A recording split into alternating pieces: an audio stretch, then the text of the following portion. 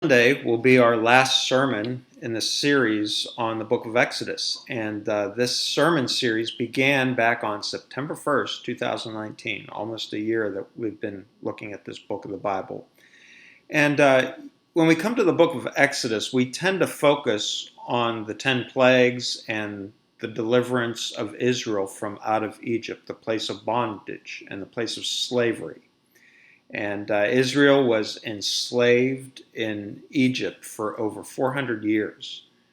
And certainly this is a major focus of the book, but it's not the climax of the book.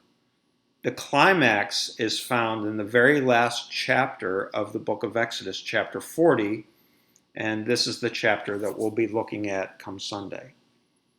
Now, in chapter 40, the tabernacle is completed. It is set up. All the furnishings are put in place according to how God commanded Moses to do it.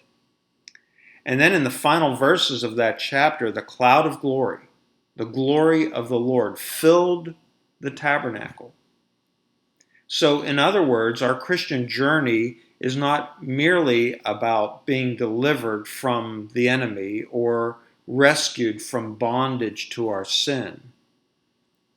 But ultimately, our Christian journey is about arriving before the presence of our glorious God and are being transformed into glorious beings.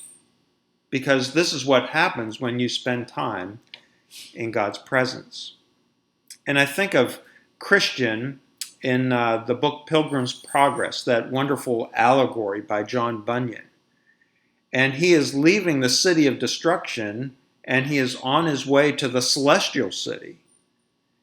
And he has that focus always in mind, where he is headed, what his destination is, the celestial city, the glorious city of God.